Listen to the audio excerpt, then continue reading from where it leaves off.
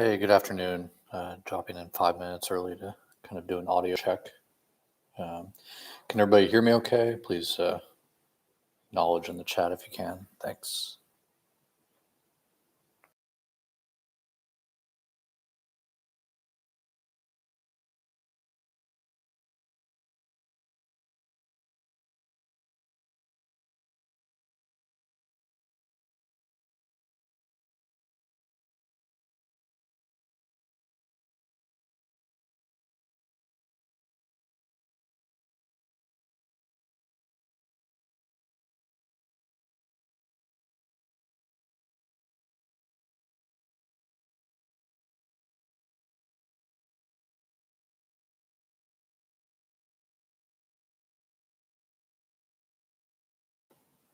Great. Thanks for the confirmations, guys. We'll get started here in a minute.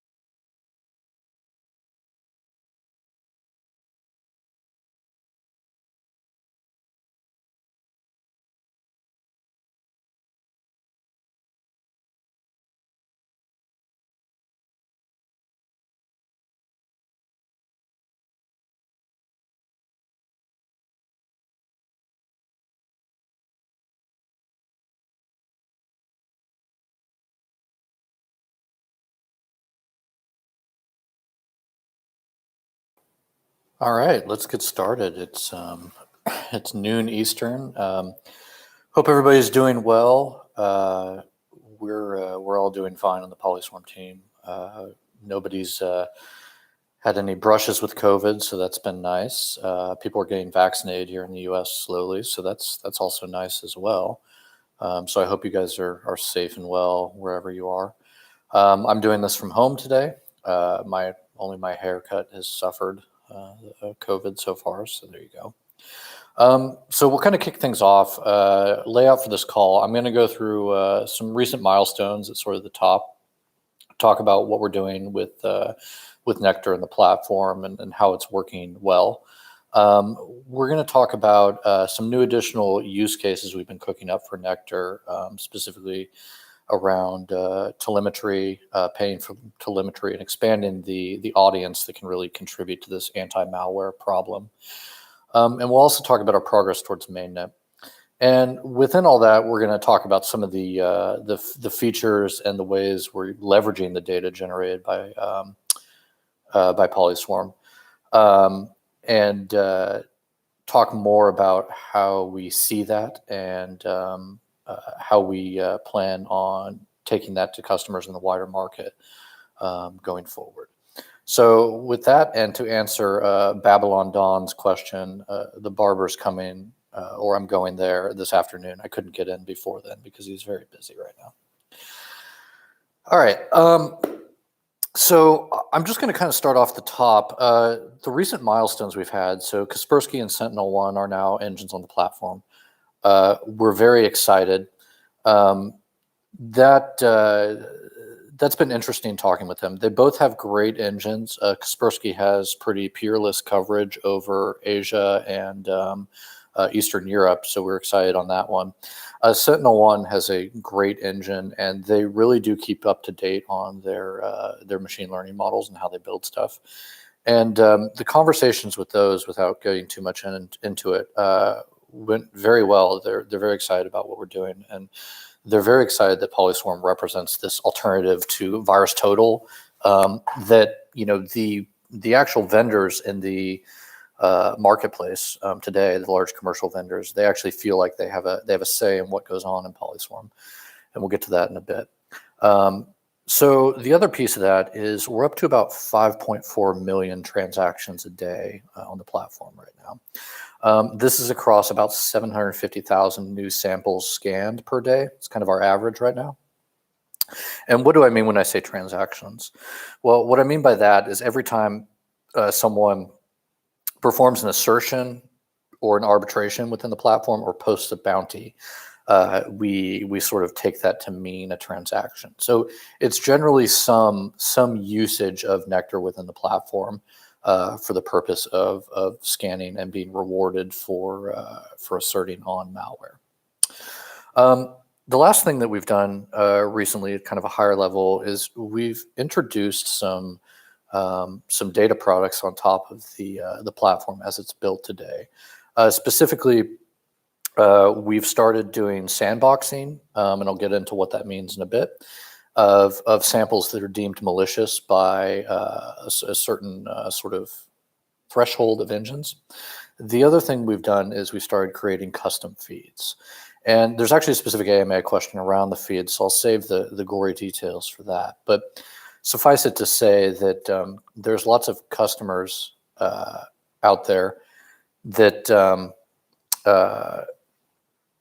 that basically use the data that we generate to pre-warn them about things they should be concerned about in their environment. A simple example is a cryptographic hash of a file. And when they see that cryptographic hash in their environment, if it matches something that's been deemed malicious on PolySwarm and they see it in one of our feeds, they know to take corrective action. Anything from removing the user from a network to sending an IT guy out to the field to resolve the situation. Anyway, so from here I will kind of move into the AMA questions. Quick audio check. Can everybody hear okay?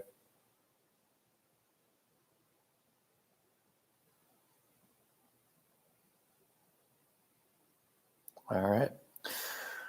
We'll move on. So the first question is, how do the clients of Anomaly, Threat Connect, and others pay for using PolySwarm's network? So what we're talking about here is, if you're unaware, PolySwarm has several integrations with threat intelligence platforms out there and with other cybersecurity tools. What do we mean by threat intelligence platforms?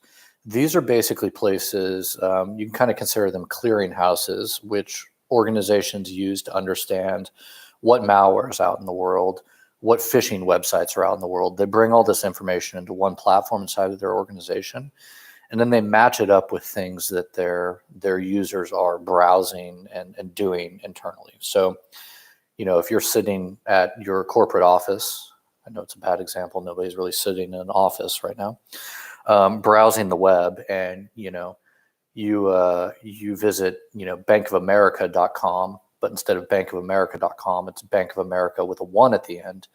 Then these threat intelligence platforms can be used to match known phishing sites with that website you just browsed to. So Anomaly is one such threat intel platform. Threat Connect is another, and PolySwarm provides the data that's generated about malicious files by engines into those platforms. So the question here is around how do those customers pay for using the PolySwarm network? Well, what we do is PolySwarm as a company is actually at financial risk. So we are paying for scans that we may think are of interest to these feeds. And actually the data that's derived from these scans goes into the feeds. The customers pay for the feed subscription, and that goes to basically replace the cost of the scan, but also reward the engines that got it correct in arbitration. So far we've found that that there's a lot of demand and appetite for these feeds, because the threat intelligence customers and the large corporations that already leverage these today understand how to process, ingest, and use these feeds to sort of detect threats in their environments. So that's basically how the financial flow works there. And happy to answer any follow-ups on that. So next question. Once the marketplace is live and running, will iterations be introduced, like market participants being able to vote on future implementations? The answer to this is maybe, but probably not in the near term, specifically on the core bounty market. We have some new use cases for Nectar, and I'll share with you some areas we're thinking in there, and there may be some governance or sort of rewards voting that we may put into there in later versions. But for the core engine marketplace, I think adding things like DAO-like features where there's voting on governance would make the protocol much more complicated than it needs to be right now. And if you've been following the project from the beginning, we've had a long fight with both complexity and throughput. So I'm reticent to say that in the core, bounties for malware marketplace that we would attach, on sidechain voting about future implementations. If you're looking at projects who I think really have a leg up in that space and are going to solve it for us in a few years' time, I think Tezos is a good example of this sort of, self-amending, self-governing, ledger, for lack of a better term. But really, it's not something that's been a core request of either the people that are putting engines in, or the companies that are putting engines in, or the end customers. So I'm reticent to say it's a priority at this time. Let's see. Next question. A lot of malware is unique by SHA-256. If you in YouTube land are unaware of what a SHA-256 is, it's basically a hash. And what a hash is it's a unique fingerprint of in this case, the file, that if you changed one tiny bit in the file, it would completely change the hash. So as a pretty hilarious computer science professor once put it back to me a while back, a hash is a lot like a sausage. You can't get the cow back from the sausage, but you can definitely tell it came from the cow. So the question around this one is, there's a lot of malware that's unique by SHA-256, but there's plenty, especially in the Linux malware world, that is widely distributed.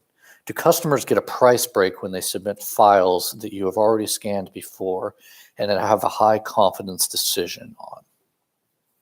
So the short answer is no. They don't get a price break, because if they want an update on the disposition of the file, they can actually order a rescan. To us, and we simplify here, a rescan looks a lot like the original scan, because you're still asking the engines to risk their stake. You're still asking them to consume the same amount of CPU, and you're still asking the arbiters to weigh in at the end of it. So I think that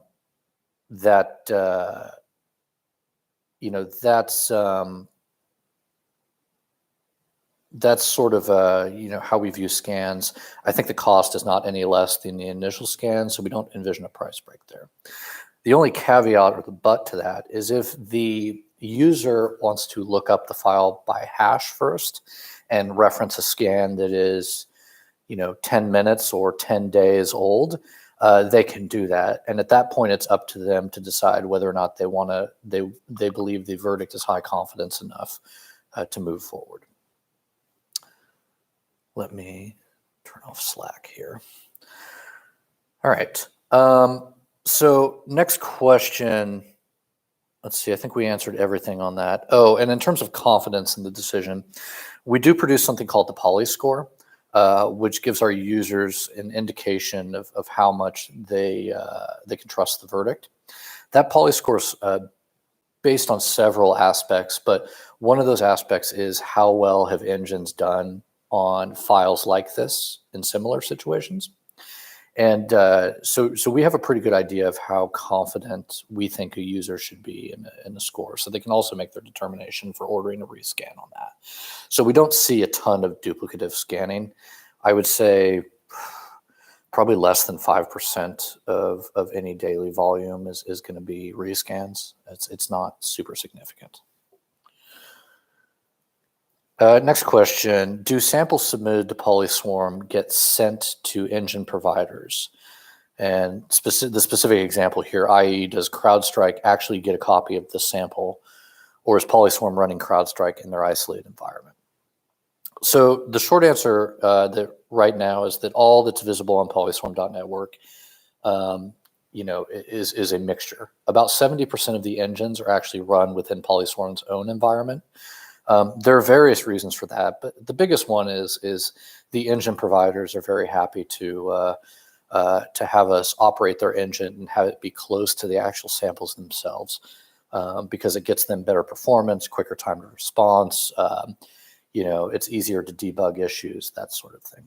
About 30%, and this is actually CrowdStrike included, so kudos to whoever sent this question in.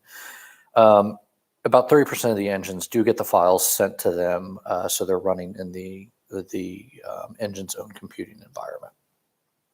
That's how we run things on what we call the public side of the marketplace. Now, we do have a capability which we call private communities, and the reasoning behind this is if a customer wants to scan sensitive files, they'll basically be able to pick the list of engines that they want to have access to those files, and include those in their private community. Everything else works the same. The incentives, the rewards, all still the same. The only difference is the files are not, the files that are scanned are not shared beyond that community of engines and the user submitting that file. So that is that's sort of how the sample submission process works and where the files go at the moment. Let's move on to the next question here. All right. How is it that PS has more new malicious samples than VT? Is it related to the number of engines / integrations / clients, or perhaps the incentives? Good question. So few things. One, we see a lot of different sources of files that are not submitted directly to VT. Part of this is because of the partners that we have. Part of this is some of the customers we have, often will submit samples. At this point, the big driver of unique samples is actually customer interest and not so much incentives around submitting new and unique samples to the platform. Now, that's going to change. We are working on a white paper right now, and the idea behind the white paper is we want to expand the audience who can use Nectar to participate in essentially making cybersecurity better for everybody.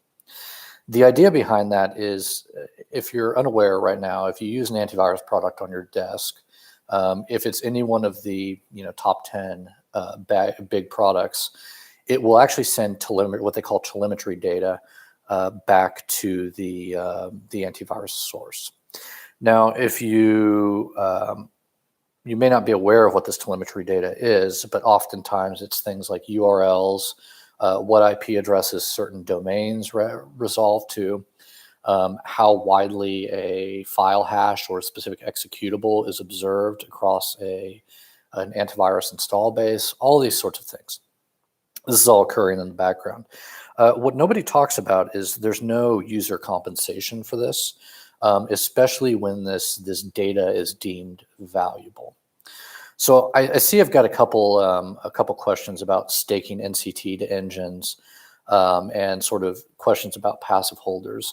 I'm not going to address those directly in this AMA. I would say let's wait for the white paper before we address questions of staking and how we think the community can help in identifying a telemetry that is of interest to the cybersecurity and anti-malware communities. So we expect to have that white paper out somewhere around mid-May would be my guess. We're working on proofing the ideas right now and making sure that we can sort of explain them in clear and concise language, which is, if you've read our first white paper, clear and concise is not our biggest strength. So we really have to work at the writing there. Anyway, so back to the question. Why do I think we have more new malicious samples than VT? Some days we actually do better on new malicious samples than VT. Overall, we're definitely approaching their total sample volume. I think that's just because we're more open of a platform, and we're kind of what VT used to be in terms of openness and being reasonable with our engine partners and sharing samples and other things like that, if I had to put a fine point on it.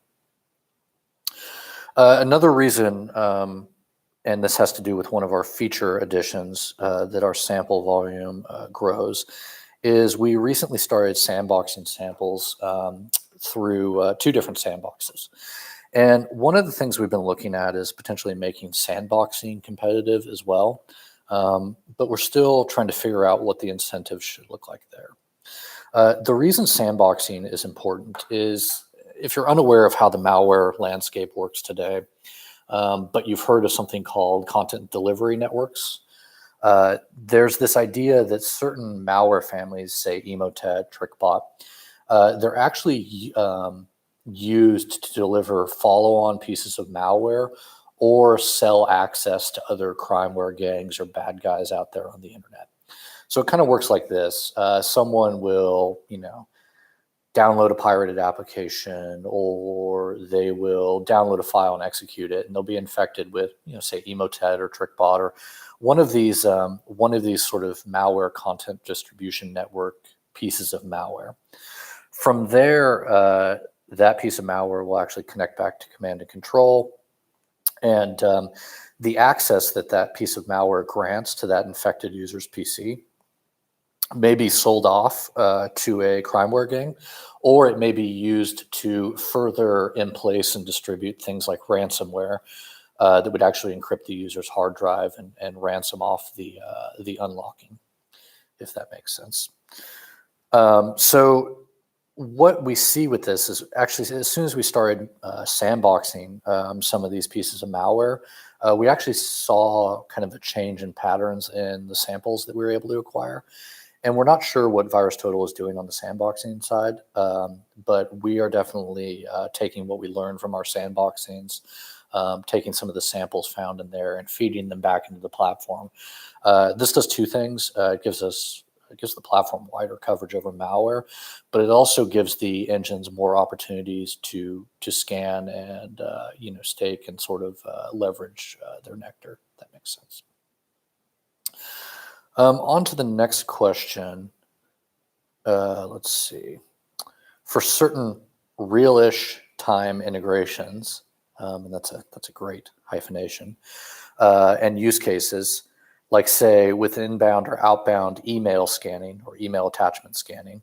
So what the writer means by this is when you receive an email in your inbox and it has an attachment, there's actually services today that will take those attachments and scan them against an antivirus service to ensure that there's no issues, if that makes sense.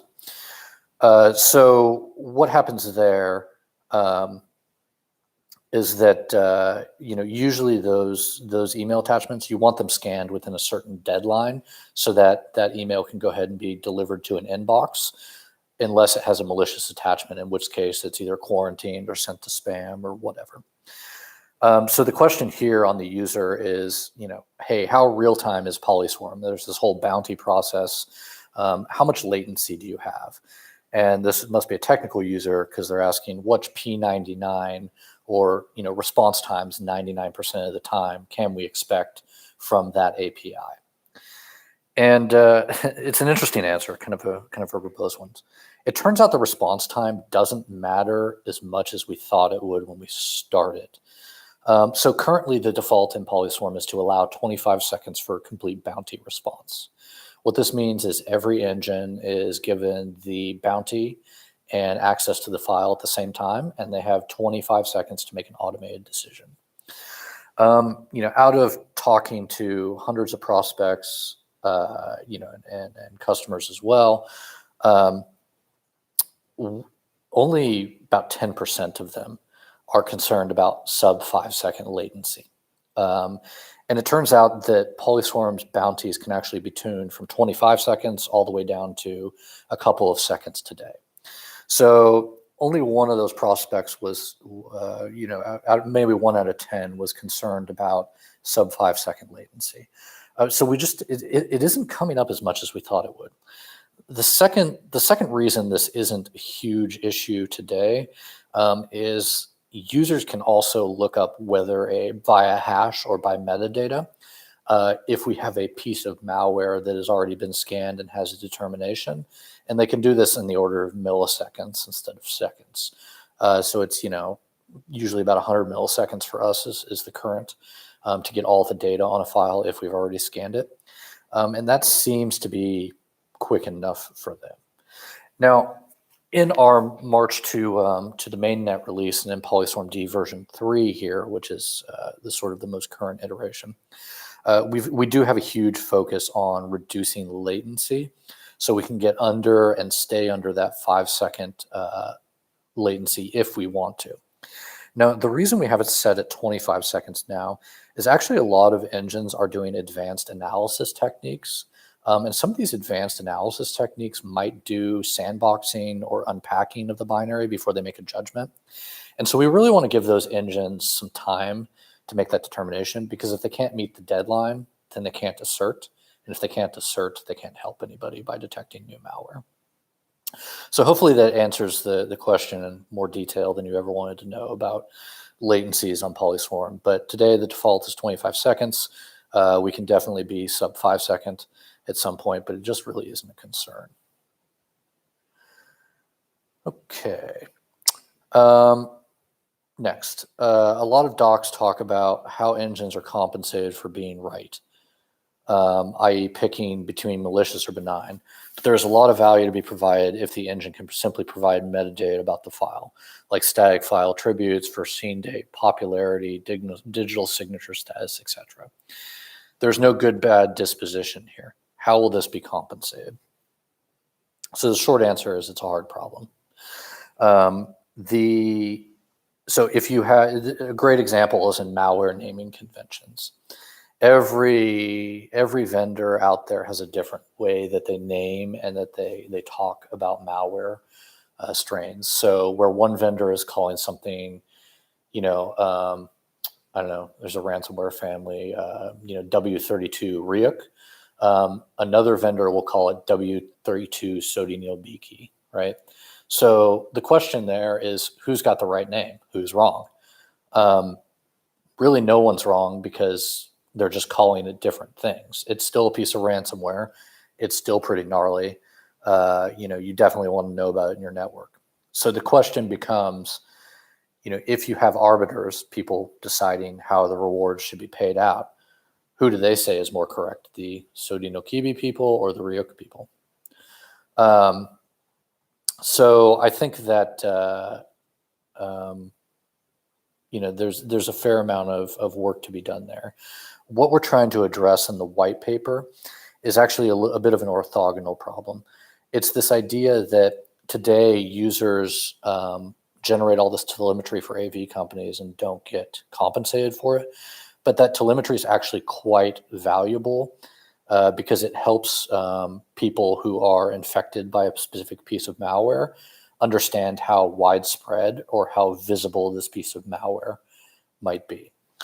So around the telemetry piece and sort of the new use cases for Nectar, this is one of the reasons we're looking at getting that data into the platform by compensating people for what URLs are visited in a privacy sensitive way, as well as what executables are being seen on machines in what geographic locations, without necessarily submitting the contents of the executable to PolySwarm itself.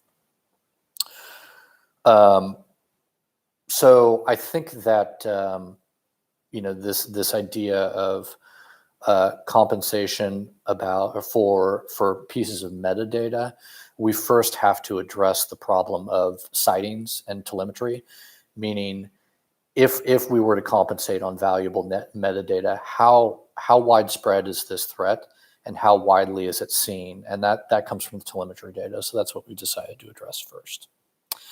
I hope that makes sense to everybody. All right. Next question, and I'm kind of going to roll on because I have a massive sheet of questions here. This could go for a while.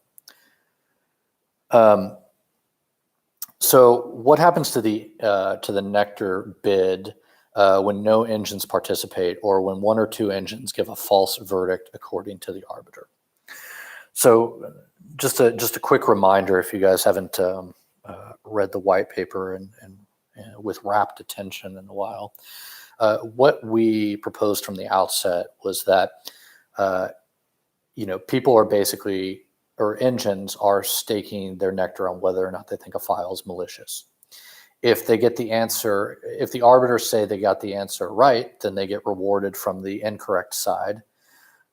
If they get the answer wrong, then their stake goes to the correct side. So the question here is, what happens if nobody's right according to the arbiter?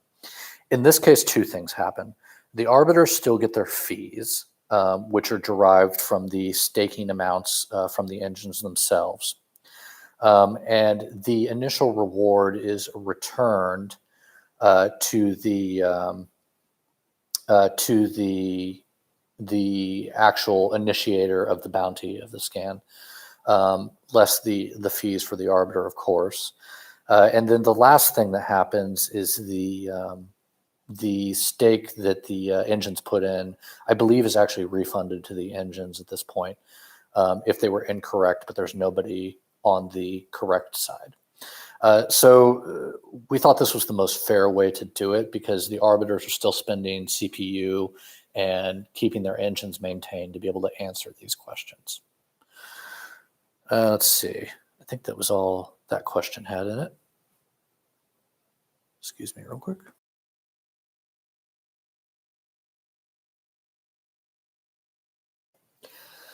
All right. Next question. Can you give some details on the custom feeds and the ransomware feeds? So, we talked about this previously at the top of the AMA, but on the 750K or so a day files, we are putting bounties out and getting responses. We're actually doing a second level of analysis on a lot of these. Ransomware is one of them, where we will submit the malicious piece of ransomware to a virtual machine, and we will do what's called detonating it. When we detonate it, we collect a lot of other information. The easiest thing to explain is what the actual ransom note looks like in this case. So a lot of these modern ransom notes will say, hey, send, if you want your files back, contact this email address and send 10 Bitcoin to this address, and we'll send you the decryption key and you get your files back. Now that data is actually quite interesting and valuable to defenders who are trying to do things to defend against those attacks. So what we've done is we've packaged that data that we've already compensated the engines for detecting a malicious piece of ransomware, for calling it ransomware, and then we've taken that extra step of detonating it to get more information about the ransomware. So we package facts about that ransomware, like what are the hashes of it, SHA-1, 256, MD5, what family is it thought to be in. But we also put other pieces of information in there. What's the ransom note look like? What do their demands look like? Does it have any other related samples, or are there IP addresses of command and control servers that we can package with that? We package that into what's called a feed, and we allow customers on threat intel platforms like Anomaly to access that feed.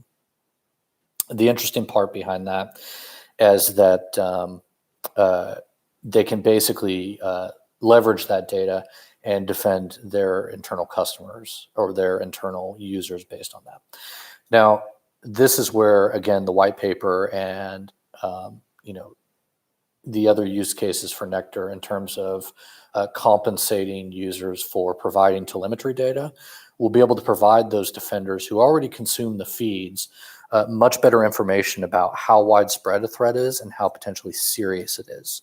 So, for example, if a piece of ransomware is widely seen out on the internet, and that's observed in PolySwarm's telemetry, meaning we've seen machines or URLs that are hosting this ransomware from several different sources in several different regions, the feed might mark that piece of ransomware as being higher severity than one that's only been seen in a couple locations or seems very geographically limited to a certain market.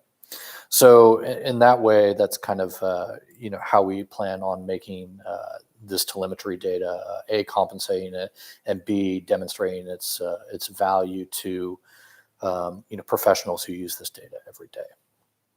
So hopefully that answers some questions about the ransomware feed. And then if you want to know about custom feeds, you can basically extrapolate the same things we talked about in the ransomware case. And that's sort of our take on custom feeds. I'm sort of watching some of these questions come in chat, and I'll get to a few of them when we get to the sort of pre-submitted questions here, or when we get through that list, since we have quite a list of pre-submitted questions. Let's see. So the next question is, how is pricing for customers tied to the size of the file being scanned? I'm going to be a little less long-winded on this and say, in the malware world, nasty things can come in small packages. So the simple answer is we don't tie any sort of pricing to the size of the file itself, even though it does take a little more network bandwidth to upload, etc. Last time I looked, which is maybe a month or two ago, you'd be surprised to know that the average file size on PolySwarm is about a megabyte. I think we allow up to 128 megabyte submissions today via the public APIs, and so we really don't see a huge variance outside of that 1 megabyte average file size, which it's kind of interest. It must just be a malware thing. Okay, this is related to the latency question. Its response time is critical. When it comes to malware, getting the right answer back quickly can mean in-house SecOps person not having to take the right or the night reversing the sample, is there an element of compensation tied to the latency of the response? Good question. There is not yet. So what they mean here is, do we provide any bonus or incentive within a bounty, within that 25 to 30 seconds for the person who responds first, right? The short answer is no, we don't currently do that. The reason is, within that 25-second mark, if you're already waiting 25 seconds for an answer, we think it's important to have all the answers and all the analysis and not reward the first to the punch, even if they're on the winning side. I think it encourages the wrong sort of trade-offs in malware detection. Rather than being accurate, you're focused on being fast, and within those kind of timeframes, I don't think that really works. So the short answer is no, we don't deal with that today. Okay, this next question: in order to keep your inflow of files high, will you continue to support LowTPS free version of the scan like you do today? Not sure how many files VT receives through this channel, but I suspect it is high. Few things. So yes, we will continue to support a sort of low volume but free version of the scan, because it does put interesting samples in the marketplace. I think what's more important is, and you'll see this in our upcoming white paper, is the second part of that is not only incentivizing telemetry, but incentivizing people who have access to interesting URLs or files, either through the normal course of their browsing habits on a day-to-day basis, or based on their job, incentivizing those people with Nectar to submit samples to the platform. Because there's actually 3 components that users today care about when they use PolySwarm with respect to samples. Hey, I saw this thing in my environment. Is it malicious or not? And I want to ask that question by giving PolySwarm the hash. The second is, hey, I've seen this hash. Is it on a whitelist or a known good list? Put another way, is it a known non-malicious? And we think we can really, really enhance the answers to that questions, or the answer to that question, by moving this new use case for NCT forward, where we're looking at how many, or how widespread a unique hash of an executable is across people with a browser extension installed, or PolySwarm's client software, where they're reporting this telemetry back. So we think we can really, really help defenders answer the known good question a lot better. So that's high in our minds in this new use case as well for Nectar. So short answer to returning to the question: will we continue to support the free version of the scan? Yes. We receive a fair amount of interesting files from this avenue, so we'll continue to support it.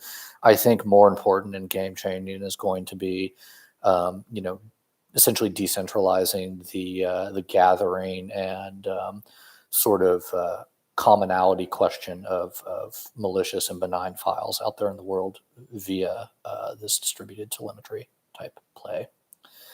So I hope that answers that question. I'm going to move on because I got a whole nother 2 pages of questions.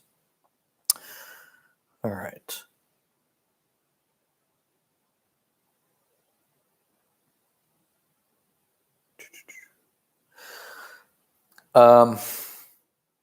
We talked about, do customers have a choice whether their files are shared with engine vendors? Yes, if they're in a private community setup, they do. Are you going to be supporting detonation for ARM-based files? You're ahead of the game, whoever asked that question. We already do. The triage sandbox that's in the platform today will actually sandbox Linux, ARM, and MIPS, I believe. Windows ARM is a ways off, but if that's what you meant by ARM-based files, there you go. Next question: do customers have a choice on whether their files are shared with the? Oh, we already answered that one. Sorry. For engines that are doing detonation, do customers get to pick the detonation time, or do you have it hard-coded in the system? We kind of already alluded to this, but the default is 25 seconds. Yes, customers do have the ability to push it out to, I believe 10 minutes is the max right now, or down to 5 seconds. The only choice they're really making there is if they want more thorough and intensive engines to participate in the bounty, if they extend it out to minutes instead of seconds. What is the current transaction capacity of the network, and do they expect the transaction capacity required to increase over the next year or so? Yes, we expect the transaction capacity to increase over the next year or so. Current capacity, we can comfortably do 10 bounties a second across a couple side chains. One is on version 2, version 3 is in testing. Version 3 is even faster than version 2. And we also have the ability to scale horizontally. So what we're excited about with version 3 is, A, there's a lot more vertical scalability in each sidechain. And B, it'll allow us to set shorter deadline bounties more often if we'd like to, because we have that increased transaction throughput. If our current sidechain implementation handles 5 million transactions daily, can this model be replicated on a second sidechain? Meaning, can it scale horizontally? The short answer is we've made strides scaling vertically in PSD3. We can also do that horizontally, and we have been able to this whole time. I do not see the scanning volumes increasing, much beyond the low millions by the end of the year, if I had to guess. So I don't think we're going to run out of scaling room in this version 3 of things anytime soon. To answer that question.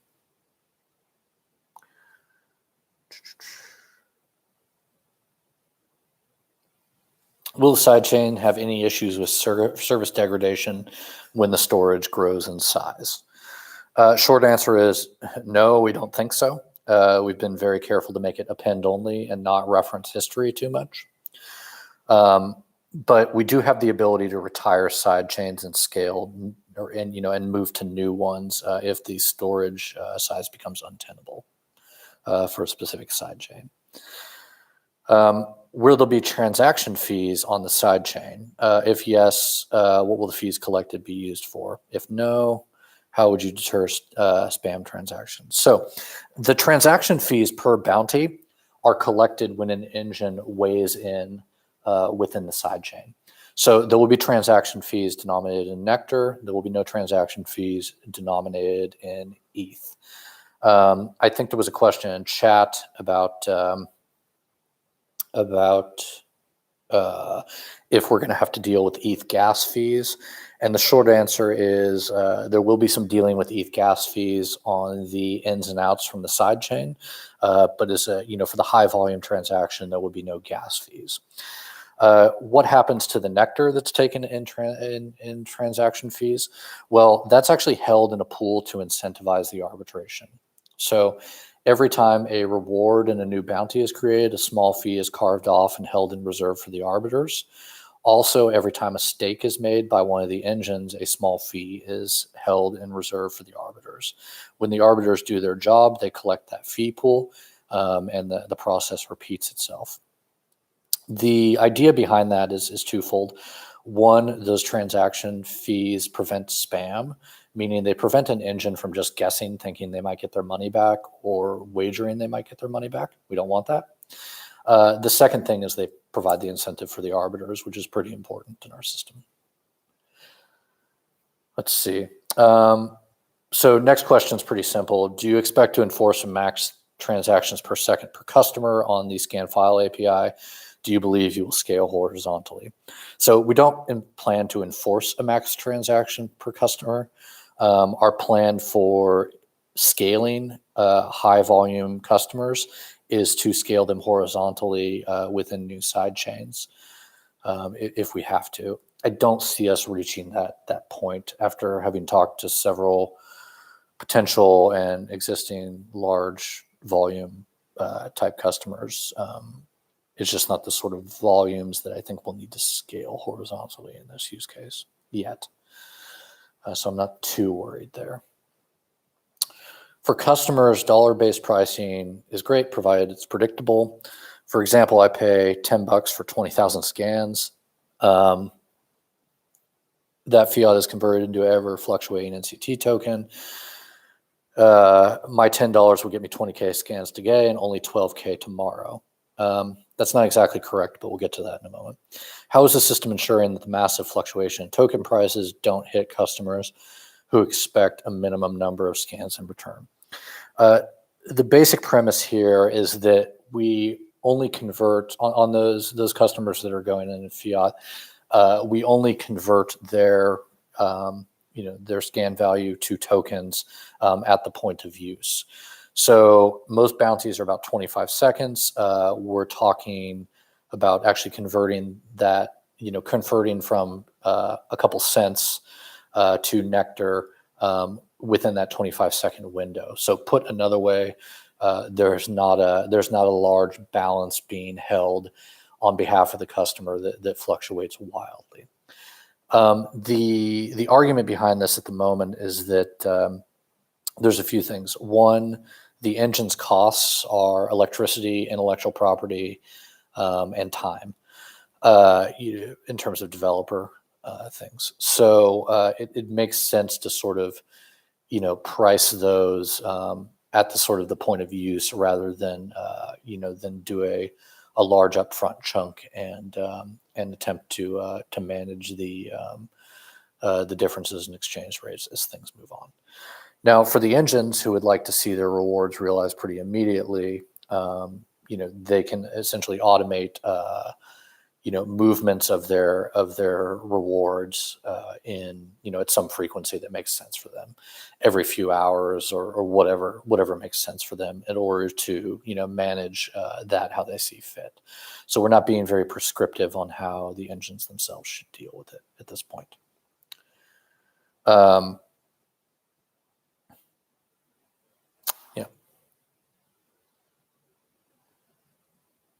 All right. Yeah, so the next question is, PolySwarm has stated they'll use roughly 20% of the subscription fees to buy NCT and fuel the engines of the network. What was the reasoning behind setting on this percentage amount? Why not more of a significant portion? Is the 20% fixed, or would it fluctuate, and under what circumstance?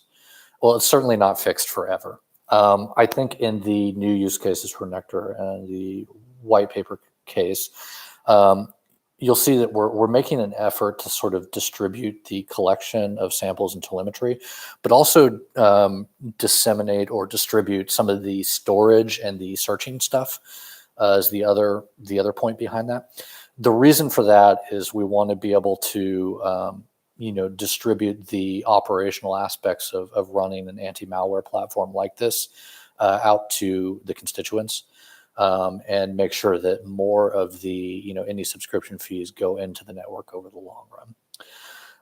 Additionally, since 70% of the engines, approximately 70 to 80%, are currently, operated or run sort of within our platform and sort of looked after by us, we probably overestimated the fact that commercial engines want to run on their own hardware. So we are making sure we can basically keep the, keep those servers on and running those engines because they're what provide value into the platform currently. Let's see. Yep, next question. I know Ethereum is considering scaling improvements this year. This might address some of the layer 2 stuff in the chat. There are also second layer solutions. Will PolySwarm look into the other blockchains that make it easy to migrate to an Ethereum virtual machine and have a built-in governance system for voting?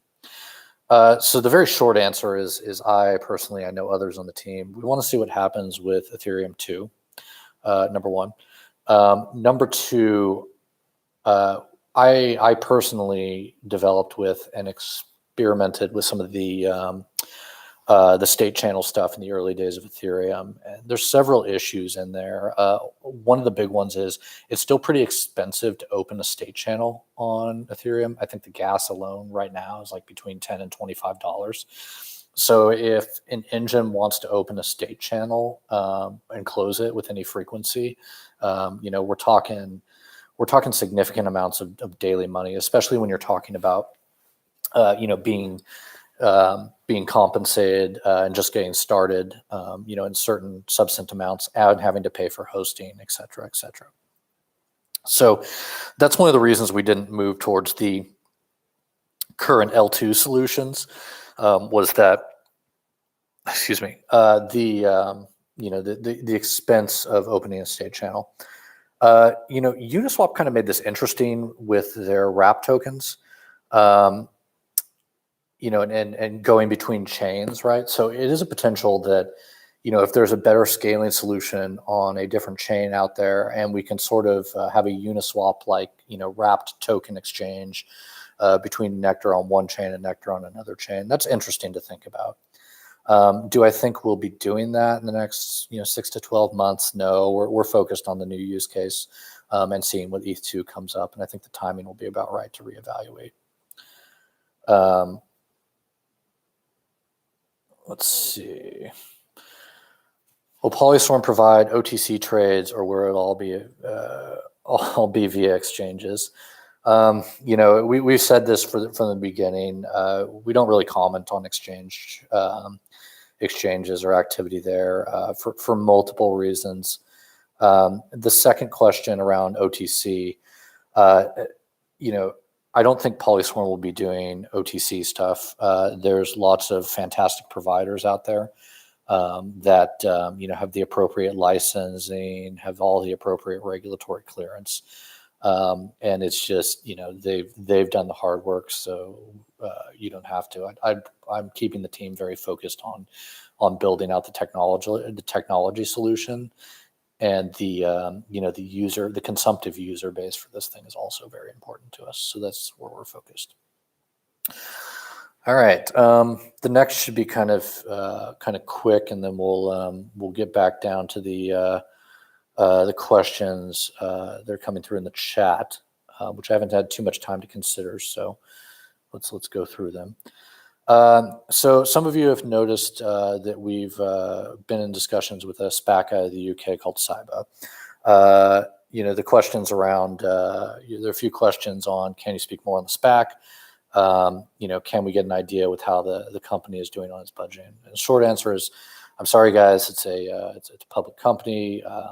Any information about transactions that's non-public, I obviously can't speak to. What I can tell you is, what's already been made public is out there.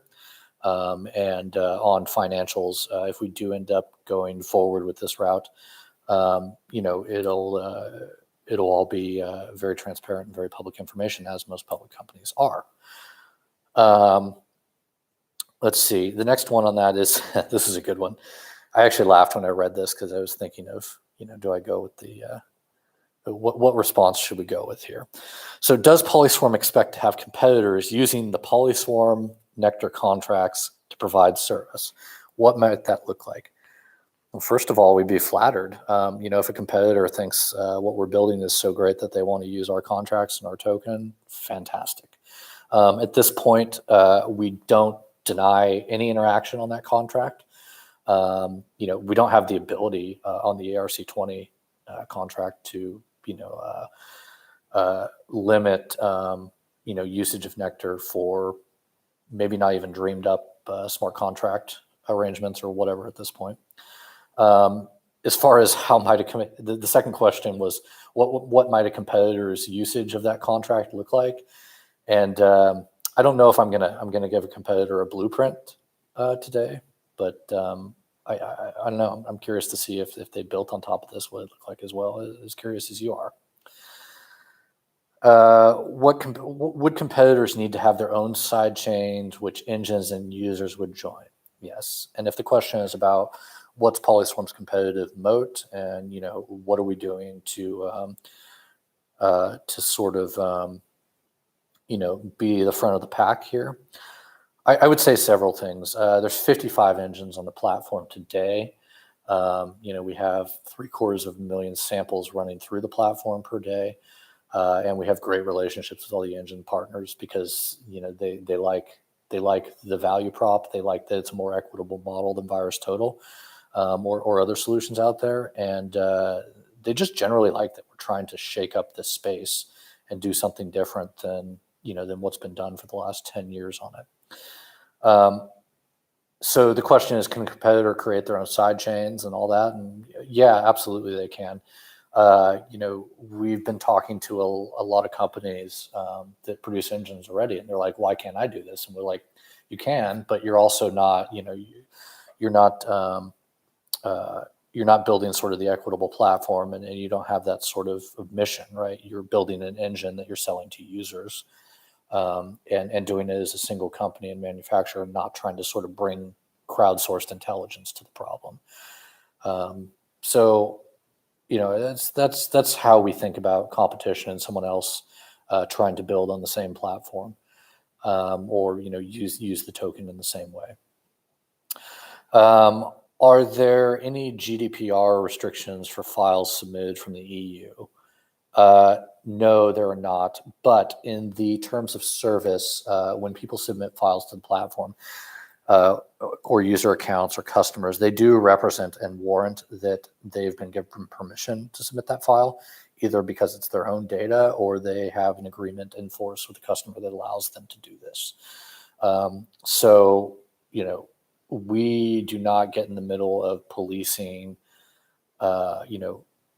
these existing submitters' relationships with their customers or the parties they service, because it just it becomes too much to sort of research and follow on. So yeah, according to the terms of service, they represent and warrant that they are allowed to do this under GDPR, and specifically have been given permission. So those were the pre-submitted questions there. I'll talk a little bit more about about some of the questions we have asked in chat. I'm also looking forward to getting back to putting some of the finishing ideas on this white paper and getting it out to you guys. A little more color around the white paper. I don't know how many of you out there have browser extensions installed, but if you're unaware, there's a few important use cases out there in cybersecurity land, around looking at, in a privacy specific way, how many people are visiting specific URLs, and whether that URL is considered to be malicious or not. Also around whether IP addresses are resolving, or domains and IP addresses are always resolving to the same thing, or are they being hijacked in some regions. All of this is kind of called telemetry, and one of the things we're focused on in that white paper, and one of the things we'll be detailing more, is providing a way for users to help the cybersecurity problem by providing this telemetry, but also get compensated in Nectar as they do provide this telemetry. With that, I'm going to switch to the questions asked in the chat. What are your plans to address the NCT liquidity issue in order for engines to convert to NCT to fiat, or vice versa? So this ties in with PolySwarm's own holdings in Nectar and how we incentivize engines. Essentially, what we've done with the engines is we've agreed that by putting their engines on the platform, we will sort of train them up and help them understand how to use their Nectar allocations in the first 6 months to a year. With respect to liquidity, and exchanges and all that, I really can't address any questions around there. But safe to say, we do have a plan for how we'll make sure that the engines have enough Nectar to keep doing what they're doing, which is provide verdicts on 750,000 bounties per day currently, and growing. We've actually also found that engines are interested not only in compensation, but often in data. So we're making sure that we provide a path to make sure that just as we're offering NCT for telemetry data, or that's what we're going to be doing soon. We will also be able to allow engines to exchange some of their NCT for further data about things they care about. Let's see. Next, and thanks, Rohit, for your question. Good to see you around. Gary asks, DTO, piggyback on this, have you considered using NCT to incentivize liquidity on DEXs such as Balancer? This is a great way to bootstrap liquidity without needing a centralized exchange. So the short answer is we've been following the DeFi space and the DEX space pretty closely. It's very interesting to me because I like the fact that it breaks down barriers when a new engine or a new telemetry provider or sample curator wants to get started. They don't need to worry about exchanges. They can just hit something for like Uniswap, for example, and go ahead and obtain Nectar that way to sort of fuel their usage of the platform. So the short answer is yes, we're obviously considering it. Can I name specifics on this AMA? No, unfortunately, I can't. But yeah, I'm definitely going to do some. I don't know if I've looked at Balancer too closely, but I'll definitely take a look based on this question. Arend, sorry if I'm mauling the pronunciation of your name, asks, how can we governance the engines in PolySwarm? Will the community have a say in listing and delisting engines? Or will this stay a central entity? Oh, that's a good question. Currently, the customers and consumers of an engine have a say on which engines are included in their private community. Our take there is, since it's if somebody's submitting a sample to be scanned, it's their data. So in a way, they should have a say in which engines are getting access to that data. So there's a bit of customer and user choice there. In terms of having, people who are not involved in or participants who are not involved in the scan, the arbitration, or the submission of the file, weighing in on which engine should be in and out, that's a different question. Our initial approach to this was that we just thought bad engines should not make any money and should lose NCT over time. We thought the financial penalties were plenty there. We also have looked at this idea that if there's engines that are, pulling samples and not providing any assertions back on that sample pull, that they should be restricted or rate limited. But as far as governance and which engines are in or out, I don't know that completely works in the engine case. Governance in apportioning rewards for telemetry data, something we will probably cover in the white paper. We have some initial thoughts there. I think that's a better use case for governance in the protocol itself than the engines. One of the things we realized with the use cases for NCT and the engines is that not everybody's a software developer, but there's a lot of people out there that produce data that that's helpful to the cybersecurity problem in general. So we actually realized that the audience for producing that data and getting rewarded for it, and the consumer need, meaning from cybersecurity companies, large cloud OEMs, other antivirus providers for that data is actually much greater than we realized. And, VirusTotal and ourselves and maybe a couple other platforms are the only platforms in a position to provide that data. So we want to make sure that those rewards are distributed. So I don't know if that goes towards answering your governance questions, but that's the current state of play. Jade asks, can you talk a little more about the PolySwarm and Kaspersky partnership and what we might expect to see from it? Will Kaspersky antivirus users start seeing some sort of NCT option on its dashboard? That second part I can't really comment on either way. The first part, can I talk a little bit more about the partnership? Sure.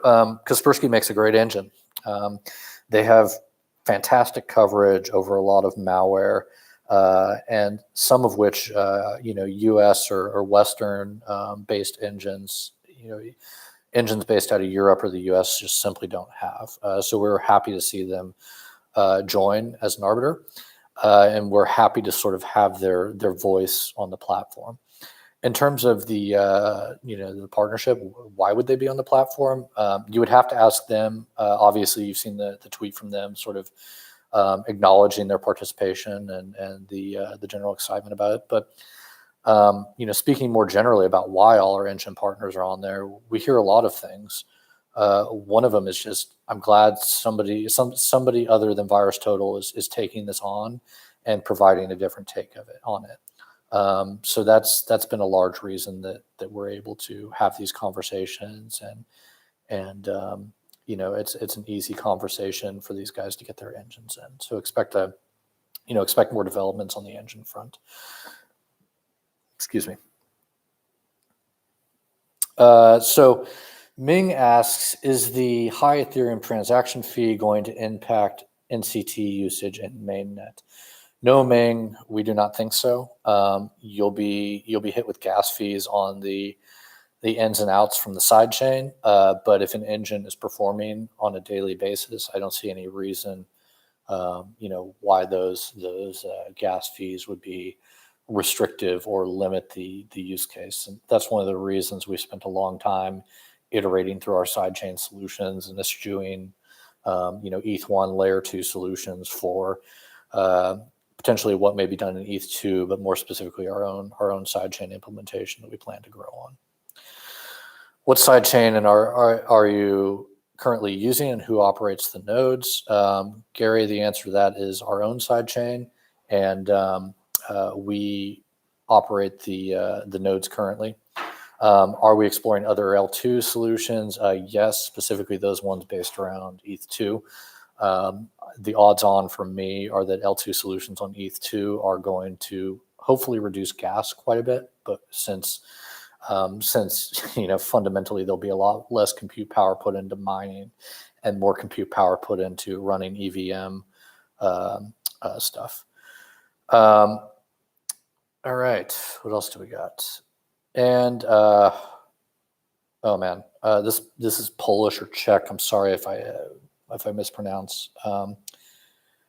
But Zdenek Pelican, good day. Are you planning an installable antivirus program for personal computers or mobile phones?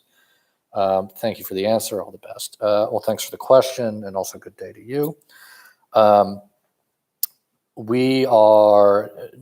I don't think we'll have an installable antivirus program anytime soon. It's not core to our mission. It's not what the engine partners are here for. And we have more than enough volume to deal with without that. What we are planning on, and we've addressed this in the white paper case, is having both browser extensions and potentially applications that allow people to earn Nectar for telemetry data, as well as sample data. There may be some components that highlight threats that have been widely observed for those same users, but that's kind of our initial take on that. Okay, it is Czech. Cool. Sidebar: there's a company called JetBrains out there, and they produce excellent development environments, and they're Czech as well. So we very much appreciate Czech software engineers. All right. Well, that's all the questions I have in front of me during this AMA. If there was something we didn't get to, I'm sure we'll schedule another one of these, around the time of the white paper to answer any questions there. We'll be sure to get to it. So please feel free to submit your question in advance. We do pore over these questions, and I spend a fair amount of my time looking at the questions aggregated from everyone, and it does inform us on the product and what people are thinking about, and very much appreciated. And thanks all, and I will talk to you soon.